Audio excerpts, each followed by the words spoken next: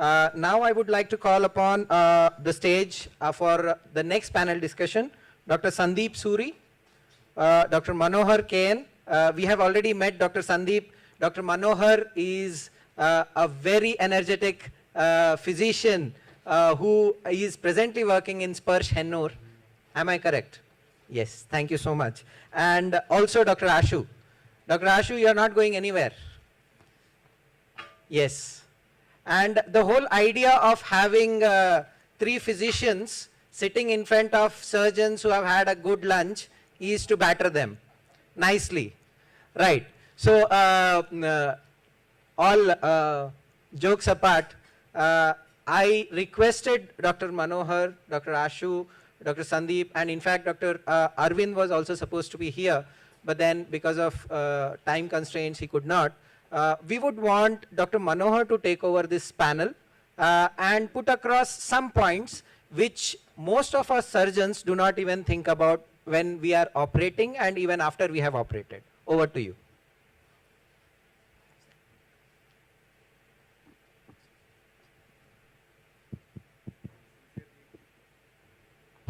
Hello.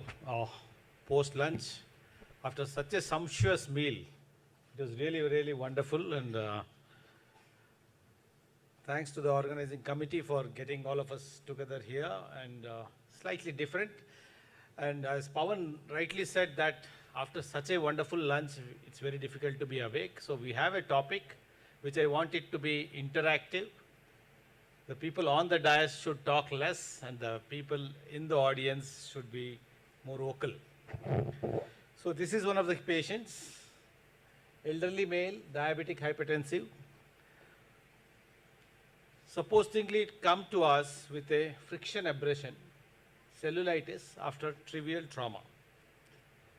Well, the look of it doesn't look like a trivial trauma there. And when it was debrided, it looked something like that, and I don't know if the video will play.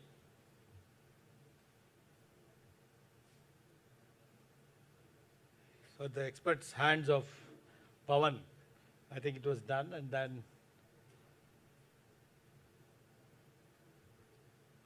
so ultimately nice debridement and then not infected there. So we're just looking at the foot. We used to have a lot of conferences, treat your foot like your face, but this is just an inverse. When you're looking at the foot as your face, are you forgetting the whole body in total? So how do we evaluate and how do we go about?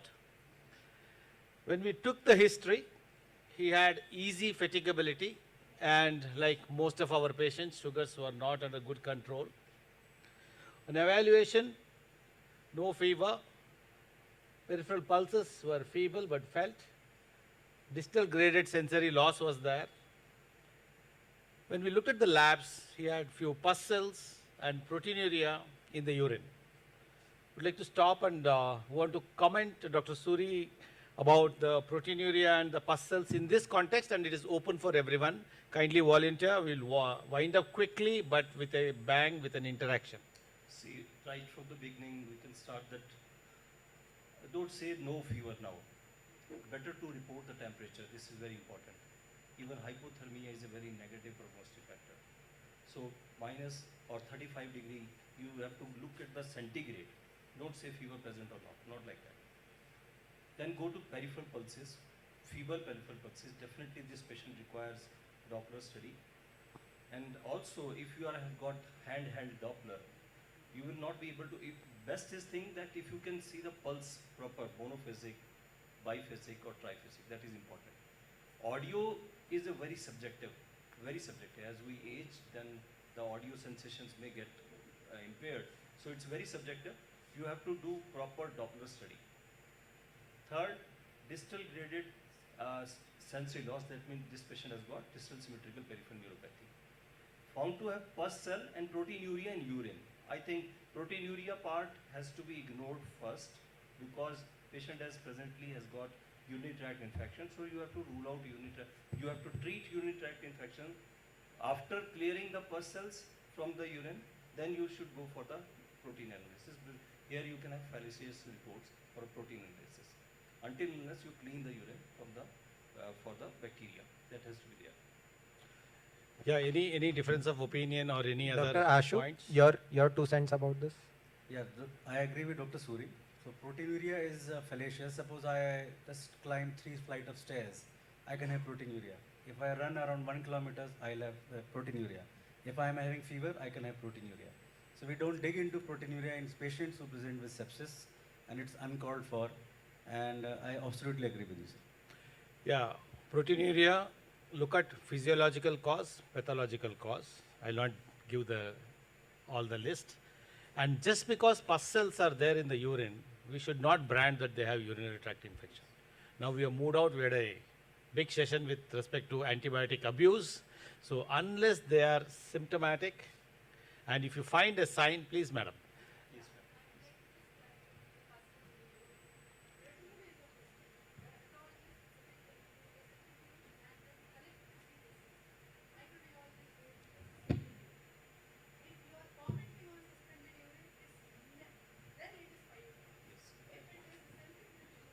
Yes. Secondly, symptoms wise, if there are no symptoms, however the pus cells are there, would you give importance? You have to go to culture. Okay. He was also found to have mild anemia. The total count and the platelet counts were normal. And creatinine was 1.1. Electrolytes were normal and TSH was normal.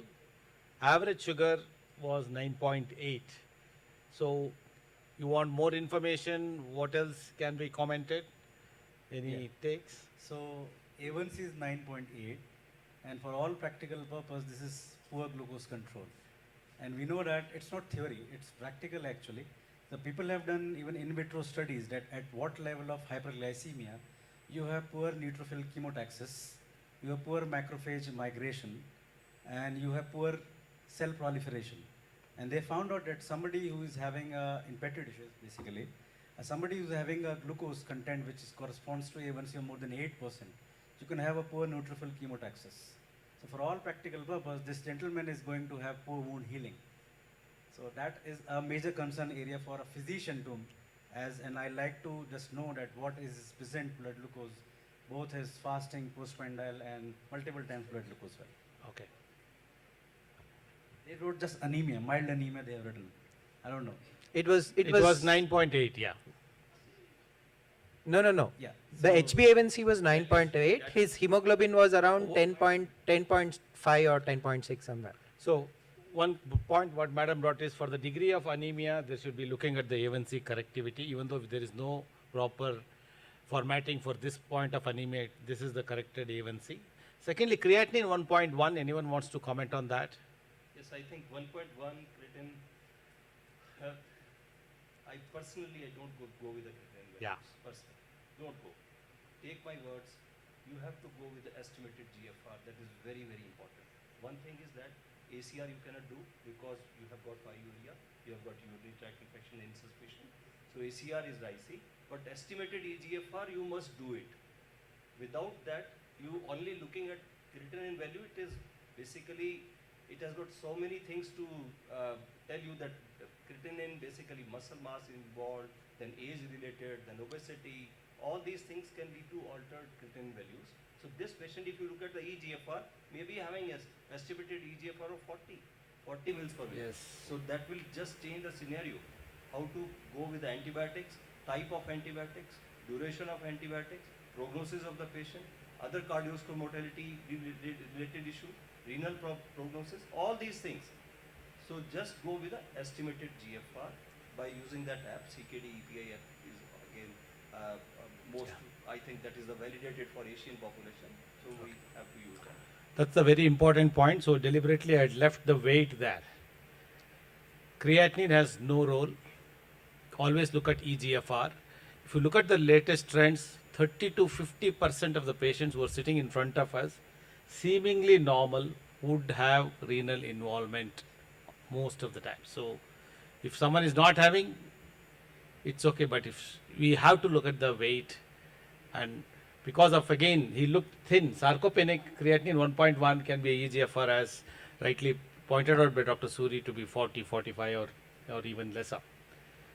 So ECG showed T inversions in the inferior lateral leads, and we ordered an echo which showed an ejection fraction of 40%.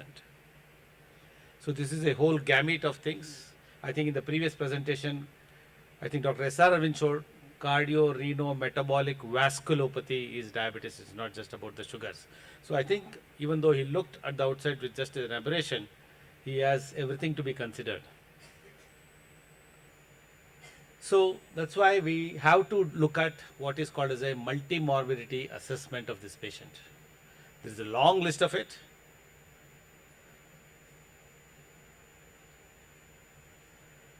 And the panelists can comment on all these things in a line or two, and where you would draw the emphasis on that. Peripheral vascular disease, I think we told, handheld Doppler at least need to be done. For the coronary artery disease, No, ECG, Dr. Manohar, I would want to just stop you there. As a diabetic foot surgeon, if you are, for all the young and budding postgraduates who have come here, please understand that if you are putting a scalpel on a patient of diabetic foot and you have not taken care or not looked at peripheral vascular disease, it is a medico-legal case now. So please be very careful. Now that India is becoming stronger with stronger consumer courts, please be very careful when you are tackling a diabetic foot patient, and especially one in which you have clinically made out that you do not have a good pulse clinically. And if you have not looked at, not documented it, then you can be in soup. So please make a note of that. yes, Dr. Suri, you want to add? Another thing, me and Ashu, many platform we are saying, don't forget about autonomic neuropathy. Earliest to come. If you have got DSPN, diabetic symmetrical, distal symmetrical peripheral neuropathy, autonomic neuropathy will be definitely there, because these are very thinly myelinated C fibers. Okay, so resting tachycardia, postural drop of blood pressure, gustatory sweating, erectile dysfunction. If you take these 4 clinical parameters, you will be able to see that this patient has got certain issues, and these patients can die on your OT table. With sudden arrhythmias, you will not be able to manage them. QTC prolongation can be there. Sudden fluctuations in the blood pressure, sudden fluctuation in the blood sugars, these patients can have precipitation of arrhythmias and they can die. So any patient having these type of things, be aware autonomic neuropathy is extremely important to them. So I'll just comment over another important thing for surgeons specifically, because many times our surgery team also say that this patient's blood glucose is 300. Should I go into the OT or not? So that's the thing. So what is that great number or HbA1c or the glucose at which you think that the patient can be safely taken in OT and patient can come out of it OT live? That's more important. So you'll be surprised that there was a Cochrane meta-analysis, a systematic review and meta-analysis done, and it showed that there is no randomized controlled trial in this planet Absolutely. at present that shows that intensive glucose control can improve wound healing. You don't have any magic number for that. Nobody has done a RCT, but still people believe somebody who is having an HbA1c less than 8 will likely to have a good glucose control. They may have good wound healing. Somebody whose postprandial values or a random blood glucose value less than 180 is more likely to have a good wound healing and can come out of OT. So we have a window, a therapeutic window of glucose that we tell anesthesiologist and a surgeon that at least you can have a random blood glucose, because in OT you are doing almost every 1 hourly glucose, but try to keep between 100 to 180. So that's a best window that you can keep, and better would be to use insulin infusion and stop oral antidiabetic drugs, especially if patient is having, like this patient had feeble pulses, patient had coronary artery disease, patient was in sepsis, so it's better, and don't fear from insulin. Insulin is the best thing for maintaining glucose control in this narrow therapeutic window in these patients. So very valid point. Don't go by that one number. Anyway, if you want to get the A1C under control, it will take at least 1.5 months, even though the change is maximum at 3 months. But if it is surgical indication is there, go ahead for surgery. It is our job to control it. Oh, thank Of you course. so much. You don't know how much we want to hear this as surgeons. If Please it is go ahead. indicated, it's indicated. Of course, nowadays we talk a lot. Of course, retinopathy has to be evaluated. Renal, we spoke on it. This is coming into a big way. Liver was forgotten. Metabolically associated fatty liver disease is very, very important to be considered. And I think Dr. Suri mentioned erectile dysfunction is to be looked at. Sleep apnea maybe. And last two things are always kept at the last. The diabetes distress and the depression, or what effect it's happening on the patient and also his family. So always keep everything in mind. And I think that we alluded to the glucose management. I think very, very pertinent point. One of you want to elaborate on that? Yes. Sliding scale, No. the deadly sliding scale. Initially, few days, sometime you can use sliding scale, like you are betting on a pitch, you don't know the bounce, you don't know the swing. Absolutely. But the best is basal bolus therapy. Estimate the total daily dose, divide into half basal, remaining half as a bolus therapy. So that is the best. Otherwise, if your patient is, that is when patient can take orally. Patient in shock, patient in sepsis, patient in ICU, patient in HDU, patient requiring intervention, definitely this patient should be on insulin infusion. That is the best way to control glycemia, and the target range Dr. Ashu has already mentioned to you. Don't try to go more fluctuations, because these fluctuations are also very detrimental. Keep on checking blood sugars and give correctional boluses also. So that's how you can. And wherever feasible, CGMS can be used. Otherwise, we depend on the multiple blood glucose from the glucometers. Titration is again important. How to titrate, we'll take it up for some other time. And choice of therapy for diabetes, and address all the other multimorbidities. Furthermore, when you discharge. So before that, just two things more, which we as physicians are usually worried is, one is anemia, second is chronic kidney disease. So they are, both of these factors impair wound healing. And sometimes we say to our surgery colleagues, usually they are very fond of blood products. And almost in all surgeries, blood products are in hand. But usually, So they are also playing Coco. yeah? The mics are also playing Coco. Yes. So we usually say that an anemia is definitely a factor which can impair wound healing, but blood products are counterproductive and they should not be used unless patient is having severe anemia, which is defined as less than 8 in Indians. And try to, there is very few studies related to what is the actual, again, holy grail of that hemoglobin that can improve wound healing. But yes, you should not have anemia. Even at the HB of more than 11 is sufficient enough. But somebody between 8 to 11 can be well managed with all kind of hematinics rather than giving a blood infusion. Then next thing is a hypoalbuminemia, because that is a trouble which I face day in and day out. And I see patients with coming with a lot of swelling and pedal edema.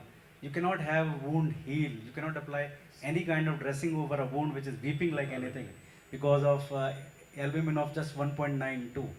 So in few of the patients, there have been very few studies that albumin infusion might help your patients to improve wound healing, but only in those patients who have third spacing. Somebody is having pleural effusion, somebody is having severe respiratory abnormalities because of, again, third spacing. Then only you can use albumin just for a short period of time to tide over a crisis. Maybe a patient who is going for a surgery, you can try for these kind of infusions. Otherwise, it's not recommended to do. Okay. Dr. Manohar, we will have to skip the next case because our time We is are not up, but we skipping will. the- I skipped yeah. to address all these things. Even in a conference, we are finding it difficult. Yeah. So what will happen during consultations? So this was what going on in my mind. And while our patients are simply waiting for us to be seen, we are coming up with a Disha scale. Diabetes in Indians, scale for holistic approach. You can scan it and look at it. This is what I've taken the ethics committee approval for going ahead, and this can be used in all of our clinics, and we'll convert it into all regional languages. All of these have been addressed in that. And it's just work has just started on this, because our idea is clinic waiting area is an untapped entity. When they're sitting quietly, ask them or their attenders to fill this up. And then when they come to your consultation, you will get a pop-up. In this patient, look at erectile dysfunction more keenly. In this patient, look at peripheral vascular disease. So this is what I'm trying to develop, and hopefully by the next Podocon, I'll be able to present it. So again, friends, thanks for the opportunity, and it is always a teamwork. clinicians, microbiologists, everyone should come together, surgeons, everyone, to have a great outcome. Thank you very much. Thank you.